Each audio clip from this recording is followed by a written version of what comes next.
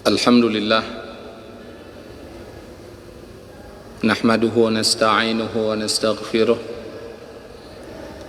wa na'udzu billahi min syururi anfusina wa min sayyiati a'malina. May yahdihillahu fala mudilla lahu wa may yudlil fala hadiya lahu. Asyhadu an la ilaha illallah wa asyhadu anna Muhammadan abduhu wa rasuluhu la nabiyya ba'dah. Allahumma salli wa sallim ala nabiyyina Muhammad wa ala alihi wa sahbihi ajma'in, amma ba'du. Fa ya ibadallah, usikum wa iyaya bitaqwallah faqad fazal muttaqun. Qala Allah ta'ala fil Qur'anil Karim, ya ayyuhalladzina amanu ittaqullaha haqqa tuqatih wa la tamutunna illa wa antum muslimun. Wa qala aidan, subhanalladzi asra bi'abdihi laylan minal masjidil haram ilal masjidil aqsa alladzi barakna hawlahu linuriyahu min ayatina innahu huwas sami'ul basir. Wa qala Rasulullah sallallahu alaihi wasallam, khairukum man ta'allama al-Qur'ana wa 'allamah. Sadaqallahu wa sadaqa Rasulullah sallallahu alaihi wasallam. Jamaah salat subuh Masjid Jami' Az-Zikra Sentul yang dimuliakan oleh Allah Subhanahu wa taala, wajib bagi kita untuk bersyukur kepada Allah atas nikmat yang telah Allah berikan yang banyak, yang tidak akan mampu kita menghitungnya. Wa in ta'uddu ni'matallahi la tuhsuha. Sekiranya kamu menghitung-hitung nikmat Allah, kamu tidak akan mampu menghitungnya. Salawat beriring salam semoga tercurah selalu untuk Rasulullah sallallahu alaihi wasallam beserta keluarganya, sahabatnya, dan umat yang tetap istiqomah dalam iman dan Islam. Tak lupa pula kita berdoa semoga orang tua kita diampuni segala dosa dan kesalahannya, diterima segala amal ibadahnya, dilapangkan kuburnya, dijadikan kuburnya sebagai radah min riyadil jannah, dan Allah masukkan ke dalam surga tanpa hisab. Yang masih hidup kita doakan mudah-mudahan sehat walafiat, panjang umur dalam taat, murah rezeki, dan akhir kehidupan mendapatkan husnul khatimah. Dan juga kita doakan murabi kita Al-Ustaz Muhammad Arifin Ilham, Allah ampuni segala dosa dan kesalahannya, Allah terima segala amal ibadahnya, Allah lapangkan kuburnya, Allah jadikan kuburnya sebagai radah min riyadil jannah, Allah masukkan ke dalam surga tanpa hisab, dan Allah berkahi keluarganya, istri-istri beliau, dan Allah jadikan pelanjut dalam perjuangan, dalam dakwah, dalam zikir dan harokah. Saudara-saudara kita yang sakit saat ini, kita doakan mudah-mudahan Allah sembuhkan penyakitnya, Allah sehatkan badannya, khususnya warga Kampung Sunnah, Bang Denis, jamaah salat subuh, jamaah salat di Masjid Az-Zikra, Allah berikan kesehatan, juga anak-anak beliau, keluarga beliau. Yang terpapar Covid Allah sembuhkan, dan Allah berikan kemampuan kepada saudara-saudara kita yang terlihat hutang untuk membayar hutangnya dengan segera. Yang belum mendapatkan jodoh, mudah-mudahan Allah segerakan jodohnya, Allah memberikan pasangan yang beriman lagi bertakwa. Yang belum mendapatkan keturunan, mudah-mudahan Allah berikan keturunan anak-anak yang soleh dan solehah, yang berbakti kepada kedua orang tua, yang taat melaksanakan perintah Allah, generasi yang hafal Al-Quran, mengamalkan Al-Quran, berakhlak Al-Quran, dan generasi akan membebaskan Baitul Maqdis. Pada pertemuan kali ini kita akan membahas Isra Mi'raj Nabi Muhammad sallallahu alaihi wasallam.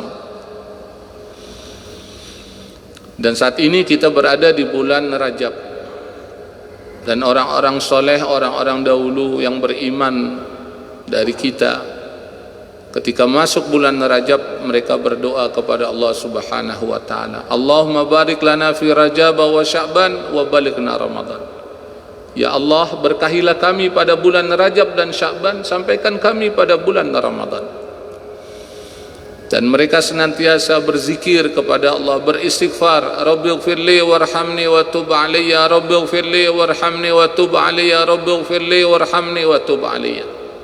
Ya Allah, ampunilah segala dosa dan kesalahan kami, kasihilah kami bertobat kepadamu. Dan biasanya di waktu subuh dan di waktu maghrib dia baca 70 kali.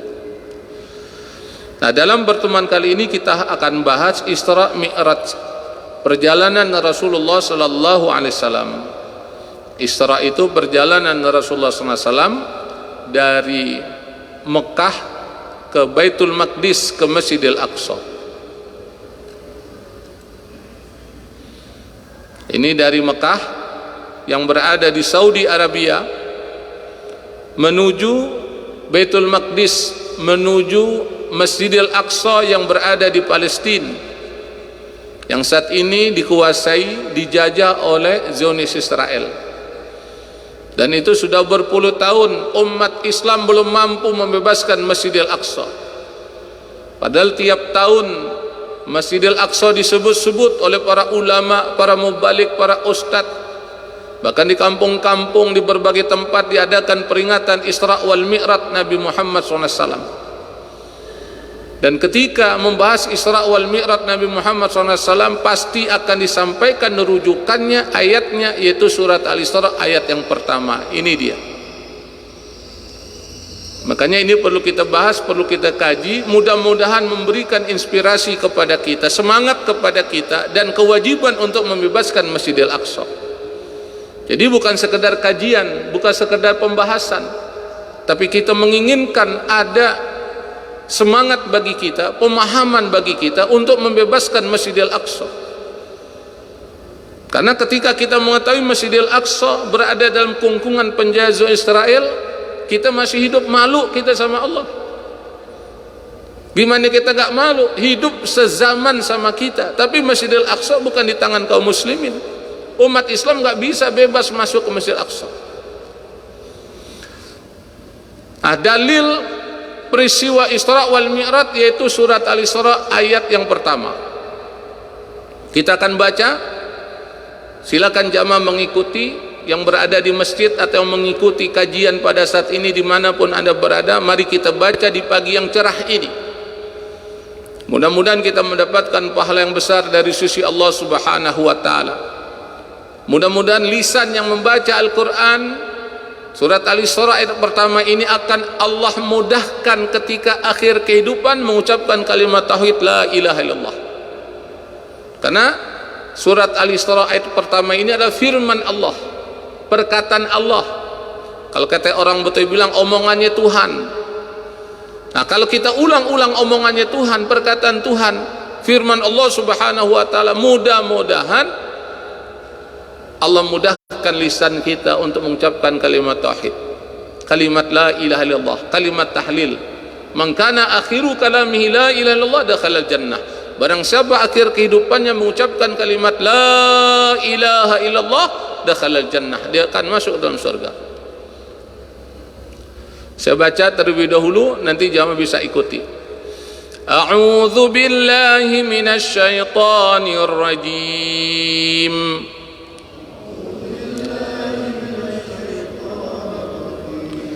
Bismillahirrahmanirrahim.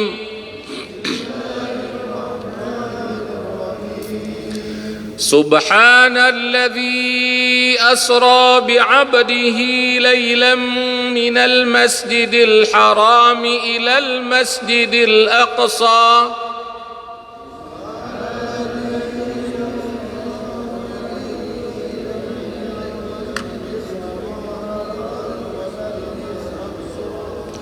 من المسجد الحرام إلى المسجد الأقصى الذي باركنا حوله لنريه من آياتنا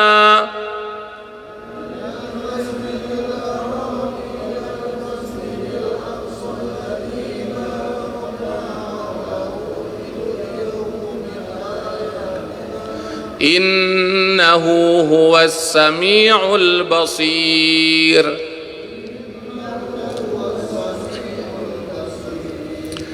Maha suci Allah yang telah memperjalankan hambanya. Siapa hamba di sini? Yaitu Nabi besar Muhammad SAW. Pada suatu malam dari Masjidil Haram ke Masjidil Aqsa, yang telah kami berkati sekelilingnya, agar kami perlihatkan kepadanya sebagian dari tanda-tanda kebesaran kami. Sesungguhnya dia adalah maha mendengar lagi maha mengetahui. Ayat ini merupakan dalil, merupakan rujukan tentang peristiwa Isra wal Mi'raj. Jadi peristiwa Isra wal Mi'raj Nabi Muhammad SAW itu bukan dongeng, bukan khayalan, tapi benar-benar terjadi 14 abad yang lampau.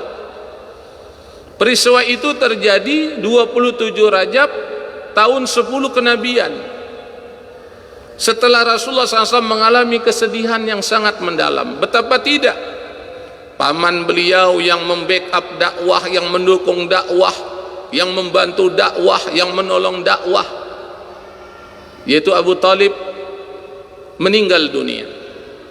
Kemudian istri beliau yang sangat beliau cintai, yang mendukung dakwah, wanita pertama yang beriman, yang mengakui kenabian dan kerasulan Nabi Muhammad SAW, yang telah memberikan seluruh hartanya untuk perjuangan Islam, yang telah memberikan keturunan kepada Rasulullah SAW, dan banyak kelebihan-kelebihan dari Siti Khadijah, meninggal dunia. Kemudian Rasulullah SAW mencoba untuk hijrah ke Taif, bukannya disambut tapi disambit, sampai berdarah badan Rasulullah SAW, bercucuran keringat. Allah Subhanahu wa Ta'ala undang Rasulullah SAW. Jadi peristiwa Isra wal Mi'raj, Nabi besar Muhammad SAW diundang oleh Allah, Rabb pemilik pengatur penguasa alam semesta. Karena Allah yang mengundang, segala fasilitas Allah siapkan, mulai dari kendaraannya yaitu Burak, pendampingnya yaitu Nabi Malaikat Jibril. Jadi pendampingnya itu Malaikat Jibril. Kemudian perjalanannya diatur oleh Allah Subhanahu wa Ta'ala, dipermudah oleh Allah Subhanahu wa Ta'ala. Perjalanan ke Baitul Maqdis, ke Masjidil Aqsa, yang sebelumnya normalnya 30 hari dengan onta, tapi dalam sekejap pada malam itu bisa datang ke Masjidil Aqsa, kemudian lanjut ke langit pertama, kedua, ketiga, keempat, kelima, keenam, ketujuh, ke Sidratul Muntaha, dan mendapatkan perintah solat 5 kali sehari semalam, dan kembali ke Mekah Al-Mukarramah. Dan Anda jangan heran, jangan bingung. Kenapa? Karena ini undangan Allah. Undangan presiden aja atau undangan raja saja itu diberikan fasilitas. Dijemput, mobilnya juga beda sama mobil yang lain. Akomodasinya, tempatnya, hotelnya juga yang sudah berbintang, fasilitas lengkap, makanan diservis segala macam. Maklumlah undangan, itu undangan pemimpin dunia. Ini Rasulullah SAW diundang oleh pemimpin dunia dan akhirat, penguasa langit dan bumi, dipemudah oleh Allah Subhanahu wa Ta'ala. Makanya jangan heran. Nah, disinilah iman kita diuji. Nah, jamaah yang dimuliakan oleh Allah Subhanahu wa Ta'ala, tempat singgah Nabi Muhammad SAW dalam perjalanan dari Mekah menuju Masjidil Aqsa. Kalau kita lihat dalam konteks ayat, memang tidak ada tempat persinggahan Rasulullah SAW disebut. Langsung minal Masjidil Haram ilal Masjidil Aqsa, dari Masjidil Haram ke Masjidil Aqsa. Tapi kenapa kita tahu ada tempat persinggahan Rasulullah SAW? Dari sunnah Rasulullah SAW, dari hadis Rasulullah SAW. Dapat kita lihat dari berbagai macam kitab sirah nabawiyah, perjalanan kehidupan Rasulullah SAW. Dan para ulama sudah banyak menulis, bahkan sudah diterjemahkan ke dalam bahasa Indonesia. Silakan baca. Nah, dari sini kita mendapatkan pelajaran untuk memahami Islam belum cukup dengan Al-Quran saja. Sebab ada juga pemahaman di antara orang yang mengaku Islam yang disebut dengan ingkarus sunnah. Dia hanya megang Quran, dia hanya mengkaji Quran, dia hanya membahas Quran, tapi dia menolak sunnah Rasulullah SAW. Maka kelompok ini disebut dengan ingkarus sunnah. Apakah itu ada? Ada. Dan dengan meyakinkannya mereka dakwahkan pemahaman tersebut di tengah masyarakat. Dan ada masyarakat yang ikut. Padahal kesempurnaan Islam kalau kita pahami harus merujuk kepada Al-Quran dan Sunnah Rasulullah SAW. Nah, sebagai contoh dalam bahasan kita bisa tahu tempat singgah Rasulullah SAW dari mana? Dari Sunnah, dari hadis, dari Sirah Nabawiyah. Nah, dalam Sirah Nabawiyah kita akan menemukan penjelasan tempat singgahnya Rasulullah SAW. Yang pertama, Rasulullah SAW singgah di Yastrib. Jadi dalam perjalanan dari Mekah itu nggak langsung ke Masjidil Aqsa, tapi singgah dulu kemana? Ke Yastrib. Nah, kata malaikat Jibril, nanti Yastrib ini akan menjadi tempat hijrah Nabi besar Muhammad SAW. Jadi Rasul udah dihibur dulu, dikasih kabar gembira, sehingga Rasulullah SAW juga tenang. Juga Rasulullah SAW juga enak perasaannya. Kenapa? Karena nanti akan ada di antara umatnya, sahabatnya yang akan hijrah bersama beliau untuk apa? Mengembangkan dakwah Islam sampai ke penjuru dunia, sampai ke Indonesia. Jadi Islam yang hadir di Indonesia ini dari Rasulullah SAW, dari negeri Arab yang berpusat di Madinah Al-Munawwarah. Jadi Islam di Indonesia nggak muncul begitu aja, saudara. Nggak muncul dari Gunung Merapi, nggak muncul dari Gunung Singgalang, nggak muncul dari Gunung Bromo, tapi muncul dari Madinah Al-Munawwarah, disampaikan oleh Rasulullah SAW, kemudian dilanjutkan kepada generasi sahabat tabi'in, salafus soleh, para ulama, para habaib, akhirnya sampai ke Indonesia. Anda suka tidak suka, Islam yang ada di Indonesia itu berasal dari Madinah Al-Munawwarah, dari Mekah Al-Mukarramah yang itu ada di Arab. Sekarang ini Arab Saudi. Nah, Yastrib adalah tempat setelah hijrah berubah menjadi Madinah Al-Munawwarah. Disitulah Rasulullah SAW mengembangkan dakwah sampai ke Parsia, sampai ke Romawi, sampai ke Turki, sampai ke berbagai macam negara. Nah, dari Yastrib kemudian ke Madian, berangkat lagi, singgah lagi ke Madian. Madian ini ada kisah Nabi Musa alaihissalam. Ini kisah yang sangat menarik, bagaimana Nabi Musa alaihissalam dengan gadis yang sangat menjaga kehormatannya. Dan ini bagian dari akhlakul karimah. Kemudian Bukit Tursina atau Gunung Tursina, tempat Nabi Musa alaihissalam mendapatkan perintah Allah Subhanahu wa taala. Ini pun juga kisahnya menarik, saudara. Awalnya Nabi Musa alaihissalam 30 hari berada di Bukit Tursina. Kemudian bertambah 10 hari lagi jadi 40 hari. Nah, waktu berangkat Nabi Musa alaihissalam sampaikan kepada kaumnya. Kaumnya itu Bani Israel. Nah, di antara mereka ada Nabi Harun alaihissalam, di antara mereka ada Samiri. Nah, Samir ini provokator, saudara. Jadi namanya provokator dari dulu juga udah ada tuh orang. Jadi diprovokasi ini masyarakat Bani Israel. Katanya 30 hari, sekarang udah 40 hari. Katanya Nabi, ini bahasa saya supaya kita paham. Sehingga apa? Sehingga masyarakat bertanya-tanya, ini Nabi apa bukan? Ngapain dia ke Bukit Tursina? Akhirnya apa? Dikumpulin emas dari ibu-ibu, ya, gelang kakinya, gelang tangannya, kalungnya, antingnya, pokoknya yang bernama emas dikumpulkan, kemudian dibuat patung berwujud anak sapi. Dan Samir ini orang hebat juga, dia orang berilmu juga dia. Bayangkan, dijelaskan di dalam kisah itu patung bisa bersuara, coba. Gimana nggak yakin masyarakat Bani Israel? Akhirnya apa?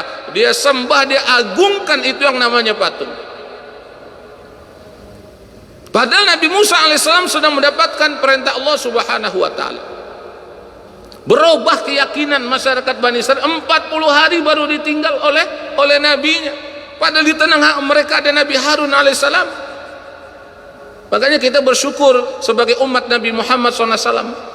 Walaupun kita ditinggal oleh Nabi Muhammad SAW 14 abad yang lampau, sampai saat ini alhamdulillah, thumma alhamdulillah, thumma alhamdulillah, kita masih menyembah Allah Subhanahu wa taala.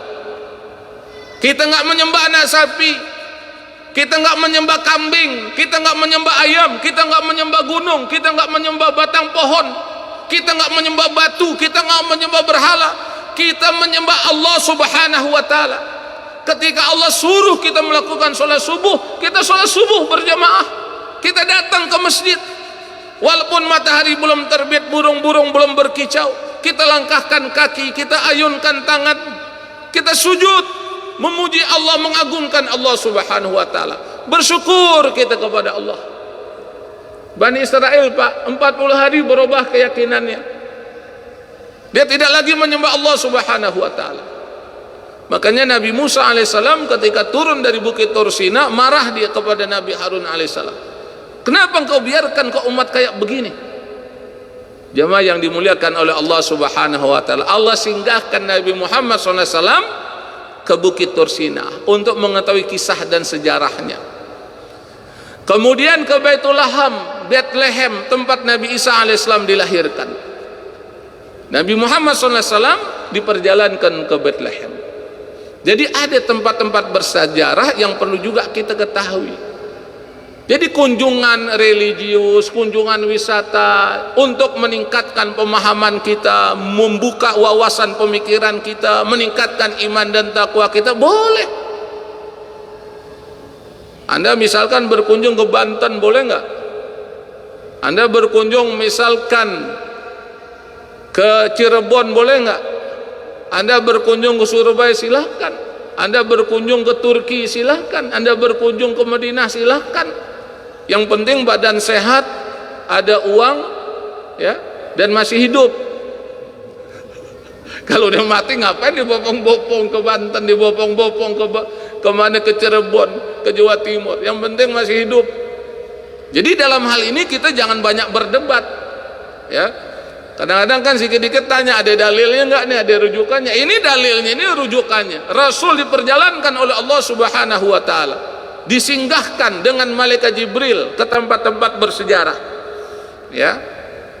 Nah, jamaah yang dimuliakan oleh Allah Subhanahu wa Ta'ala, dari Baitul Laham ini kemudian Rasulullah SAW ke Masjidil Aqsa. Ini komplek Masjidil Aqsa. Dulu di zaman Rasulullah SAW belum begini. Ini kan setelah terjadi perkembangan, ya, ketika dikuasai oleh Khalifah Islam, maka diadakanlah renovasi, diadakan pemugaran. Ini namanya Qubatus Sakhrah. Nah, Qubatus Sakhrah di dalamnya ini ada batu tempat berpijaknya Rasulullah SAW ke langit. Jadi Rasulullah SAW ke langit itu dari sini. Ini Masjid Jami' Qibli juga dulu belum ada, ya. Ini disebut juga Masjid Umar.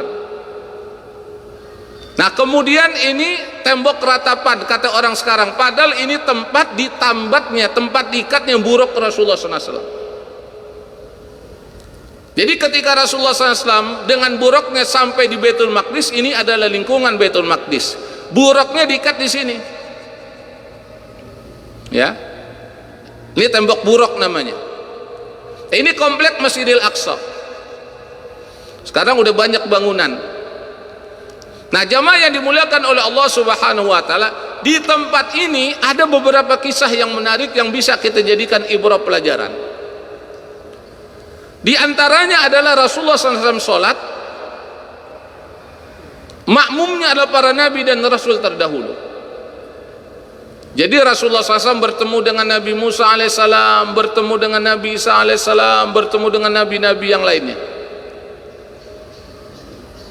Kemudian Rasulullah SAW menjadi imam. Nah, yang menarik kalau kita baca di dalam hadis Rasulullah SAW, Rasulullah SAW menjadi imam nggak mau sendiri, nggak langsung maju jadi imam, nggak. Rasulullah dia memiliki akhlakul karimah, punya etika, punya adab. Nah, ini juga pelajaran bagi kita.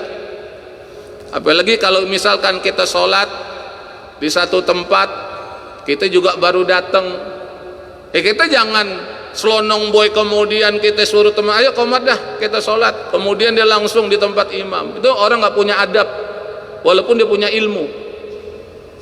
Jadi ilmu ini juga perlu dan adab pun juga penting. Adab itu adalah sebenarnya buah dari ilmu pemahaman. Ada juga orang punya ilmu tapi nggak punya adab, dia nggak punya akhlak. Nah, mungkin kita bisa melihat dalam situasi dan kondisi tertentu. Misalkan dia datang ke satu masjid, masjid itu udah ada pengurusnya, ada imamnya, ada muazzinnya, itu harus dihargai, harus dihormati. Dia itu diangkat, bahkan ada pakai SK lagi, surat keputusan. Jadi nggak bisa kita datang ke satu masjid atau satu musola, kemudian kita main sholat di tempat itu, kita ajak nih jamaah kita, rombongan kita, ayo qomat, kemudian dia majuannya nyelonong ke depan. Nggak bisa, saudara, itu orang nggak punya adab. Ini perlu saya sampaikan, karena hal semacam ini kadang-kadang kita abaikan. Makanya gunanya kita ngaji, biar kita bukan sekedar punya ilmu, tapi juga kita punya adab, punya etika, punya akhlak. Nah, Nabi Muhammad SAW itu disuruh oleh malaikat Jibril untuk jadi imam. Padahal di belakang beliau ada Nabi Adam senior, Nabi Ibrahim, Abul Anbiya, moyangnya Rasulullah SAW, ada Nabi Ismail. Nah, ketika disuruh oleh malaikat Jibril, maka Nabi Muhammad SAW jadi imam. Nah, pelajaran yang dapat kita ambil adalah dengan Rasulullah SAW menjadi imam sholat di Masjidil Aqsa, kita dapat pahami inilah kelanjutan estafeta dakwah dari Nabi Adam, Idris, Nuh, Saleh sampai Nabi Ibrahim alaihissalam, kemudian Nabi Ismail, Nabi Ishak, Nabi Yakub, Nabi Yusuf alaihissalam, sampai Zakaria, Yahya, Isa. Mereka menyaksikan bahwa estafeta dakwah sudah beralih ke Rasulullah SAW. Ibaratnya wisuda. Bapak-bapak jamaah yang kuliah paham apa yang dimaksud dengan wisuda. Biasanya kalau di wisuda itu yang senior-senior pada datang tuh. Guru besar juga datang. Bukan sekedar rektor, bukan sekedar teman, bukan, semuanya pada datang. Bahkan ada diundang khusus. Rasulullah SAW melanjutkan estafeta dakwah para nabi dan rasul, semuanya hadir. Ini memberikan pelajaran bahwa dakwah Nabi Muhammad SAW dengan dakwah Nabi Adam, Idris, Nuh, Saleh dan seterusnya sama, yaitu mengajak manusia menyembah Allah, mentauhidkan Allah, la ilaha illallah, sama. Jadi Nabi Adam alaihissalam mengajak la ilaha illallah, Nabi Musa alaihissalam mengajak la ilaha illallah, Nabi Isa alaihissalam mengajak la ilaha illallah. Jadi nggak ada perbedaan satu nabi dengan nabi dan rasul yang lainnya. Makanya dalam konteks ayat kan dikatakan kullun amana billahi wa malaikatihi wa kutubihi wa rusulih la nufarriqu baina ahadin min rusulih. Kita tidak membedakan satu nabi dan nabi yang lainnya. Kita kepada Nabi SAW kita beriman. Kepada Nabi Musa AS mendapatkan Taurat kita beriman. Kepada Nabi Daud yang mendapatkan Zabur kita beriman. Kepada Nabi Isa AS mendapatkan Injil beriman. Jadi keimanan kita sempurna dengan mengimani Nabi dan Rasul terdahulu. Nah, jemaah yang dimuliakan oleh Allah Subhanahu wa taala, pelajaran yang lainnya adalah disinilah kekuatan sholat dapat menyatukan Nabi dan Rasul terdahulu. Bahkan Nabi dan Rasul terdahulu itu kan sudah meninggal dunia. Kullu nafsin dha'iqatul maut, inna lillahi wa inna ilaihi raji'un. Tapi dengan sholat dikumpulkan oleh Allah Subhanahu wa taala. Dan mereka bersatu. Jadi sholat itu salah satu filosofisnya adalah bagaimana umat Islam bersatu. Satu kepemimpinan. Jadi sholat itu mengajarkan kita bersatu, mengajarkan kita lapang dada, mengajarkan kita untuk tawadhu, mengajarkan kita ikhlas. Kalau bukan tawadhu, mungkin Nabi Adam alaihissalam akan protes, saya kan Nabi yang pertama, kenapa bukan saya jadi imam? Tapi diajar tawadhu. Nabi Ibrahim alaihissalam Abul Anbiya, bapaknya para nabi, coba nggak protes. Kenapa? Karena ini sudah ketentuan dari Allah Subhanahu wa taala. Jadi kalau orang sholat apalagi berjemaah tapi tidak mencerminkan persatuan, ini jadi pertanyaan juga nih. Makanya kewajiban dalam sholat berjamaah, makmum itu ikutin imam. Ini perlu juga saya tegaskan ini. Jadi dalam bab fikih itu ditegaskan makmum itu mengikuti imam. Imam rukuk dia rukuk, imam takbir dia takbir. Imam lupa dia sujud sahwi, makmum pun juga sujud sahwi. Walaupun dia nggak lupa saudara, tapi dia harus sujud sahwi juga. Itulah adab kalau kita menjadi makmum. Bahkan kalau kita sholat subuh di tempat yang pakai kunut, kita kunut. Ini adab, ini etika. Karena imam itu diikuti, nggak boleh dia menyelisih imam. Nah kemudian yang berikutnya lagi, setelah melakukan sholat, Rasulullah SAW disuguhkan minuman. Ada arak, dalam satu riwayat ada air biasa, kemudian ada susu. Sekarang saya tanya kepada jamaah khususnya yang hadir, kira-kira Rasul milih yang mana? Arak, air biasa, apa susu? Jawabannya kurang meyakinkan. Arak, air biasa, apa susu? Sekarang saya bolak-balik nih pertanyaannya. Susu, air biasa, apa arak? Kalau orang pinter dibolak-balik jawabannya pasti benar. Mau arak air biasa susu atau susu air biasa arak, jawabannya apa? Minum susu, karena susu itu baik, apalagi buat kesehatan. Nah dari sini seharusnya kita mengambil pelajaran bahwa yang nama khamar itu nggak perlu kita dekati saudara, nggak perlu kita tenggak. Nabi SAW itu nggak pernah minum khamar, megang khamar pun nggak saudara. Kan disuguhkan, nggak dipegang sama Rasul. Mendekati khamar, dalilnya udah banyak. Dalam hadis Rasulullah SAW, yang bikinnya, yang jualnya, yang minumnya, yang mengizinkan, kena laknat dari Allah Subhanahu Wa Taala. Apa kita nggak takut sama Allah? Makanya diharamkan dalam Islam.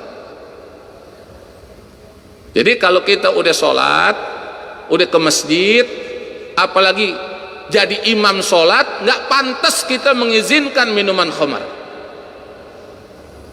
Ini perlu diingat nih. Dia jadi imam sholat nih, kemudian diizinkan khamar, itu nggak pantas saudara, nggak punya akhlak, nggak punya etika. Dan sesungguhnya Allah sedang membuka aib orang tersebut. Makanya hati-hati. Kita ngeri di akhir zaman ini Allah buka aib kita, Allah buka kejelekan kita, Allah buka keburukan kita. Tapi terkadang ketika Allah buka aib keburukan nggak disadari, merasa bangga. Makanya kita bermohon kepada Allah, Rabbighfirli warhamni wajburni warfa'ni warzuqni wahdini wa'afini wa'fa'ni. Di antaranya kita minta wajburni, ya Allah tutuplah aibku. Jadi kalau kita berpikiran positif, ini jangan-jangan Allah sedang buka aib orang tersebut, keburukan orang tersebut. Ya seluruh dunia jadi ngomongin. Kan nggak pantas orang sholat mengizinkan khamar. Pantas nggak? Imam sholat mengizinkan khamar, pantas nggak? Nggak pantas saudara. Nah ini pelajaran. Jadi ketika Rasulullah SAW berada di Masjid Aqsa. Nah ini tembok buruk. Ya, ini tembok buruk sebelum Masjidil Aqsa dikuasai oleh zona Israel. Nah, tahun 67 Masjidil Aqsa, Yerusalem, Baitul Maqdis, Al-Quds dikuasai oleh tentara zona Israel. Maka dihancurkan ini rumah-rumah yang dulu adalah asrama pasukan Salahuddin Al-Ayyubi dari Afrika Utara. Ini dia tempatnya di sini. Kemudian diratakan ya oleh Zionis Israel. Setelah diratakan maka dijadikan tempat ibadah mereka. Ini dia sekarang. Jadi tempat peribadatan mereka adalah tembok buruk yang diambil alih oleh mereka. Yang bangunan-bangunan yang berada di tembok buruk ini, di lingkungan tembok buruk mereka ratakan. Jadi tempat peribadatan mereka ini di lahan wakaf kaum muslimin. Ini tanah wakaf kaum muslimin. Ya, begitulah perilaku orang-orang Yahudi. Ya. Jamaah yang dimuliakan oleh Allah Subhanahu wa taala, karena waktu Isyraq udah masuk, insyaallah nanti kita akan lanjutkan perjalanan ke langit. Ini masih perjalanan di bumi. Ya, perjalanan di langit, ya.